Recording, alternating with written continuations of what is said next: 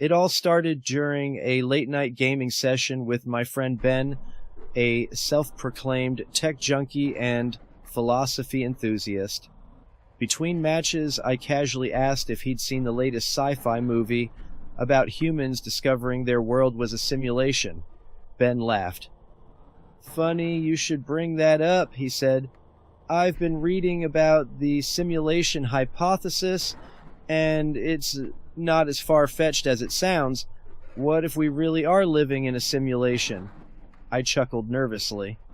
"You're joking, right?" Ben's voice grew serious. "Not at all. Think about it.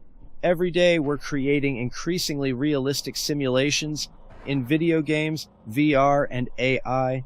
What's to say a more advanced civilization hasn't already done this, but on a universal scale?" Ben dove into the theory with an almost alarming level of enthusiasm. "The basic idea comes from philosopher Nick Bostrom," he explained. "He proposed that one of three things must be true. Advanced civilizations never reach the point where they can create simulations of conscious beings. They reach that point but decide not to create them. They do create simulations, and there are likely billions of them, meaning the odds of us being in the base reality are astronomically small." I hesitated. "So you're saying there's a good chance we're just characters in some super advanced computer program?" "Exactly," Ben said. "And there's evidence to back it up."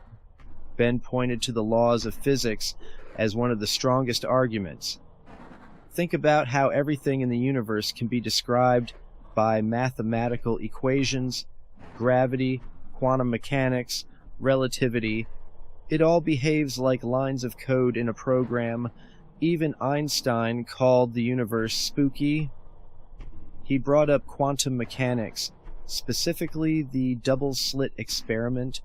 When particles are observed, they behave differently. It's like the simulation renders reality only when someone's watching, saving processing power when it's not needed. Like video game graphics loading only when you walk into a new area, I said, starting to see his point. "Exactly," Ben replied. He moved on to AI. "Have you noticed how AI systems are starting to mimic human behavior? Chatbots, deepfakes, even AI-generated art. It's all getting scarily good. Now, imagine an AI advanced enough to create an entire universe, complete with conscious beings who think they're real. That's us." I raised an eyebrow. "But wouldn't we notice?" "Not necessarily," Ben said. "If the simulation is detailed enough, it could perfectly mimic sensory input, emotions, and even memories. You'd never know you were in it unless you saw glitches." "What kind of glitches are we talking about?" I asked. Ben listed examples that made me think twice. Deja vu, for one. Ever feel like you've lived the same moment before?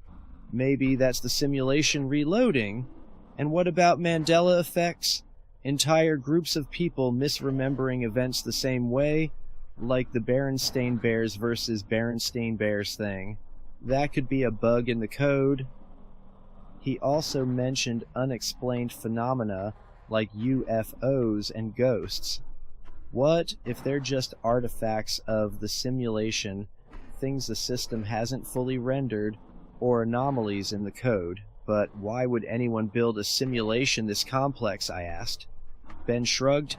Could be for research, entertainment, or even nostalgia. Imagine a future civilization creating a simulation to study their ancestors or to experience history firsthand. Or maybe it's a test to see how we handle moral and ethical challenges. Who knows? He paused, then added, or maybe we're just NPCs, non-playable characters. We exist to populate the world for the players. Okay, I said.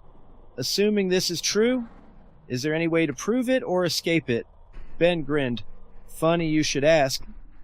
Some scientists think we could detect the limits of the simulation by looking for errors in the code, things like the maximum speed of light, which might be the system's processing limit, and then there's the idea that if we push the boundaries of our understanding far enough, we might break through to whatever's on the other side.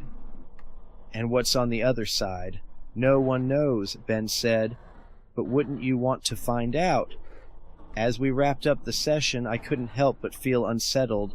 If we are in a simulation, does it even matter? Aren't we still living, feeling, and experiencing? Ben nodded.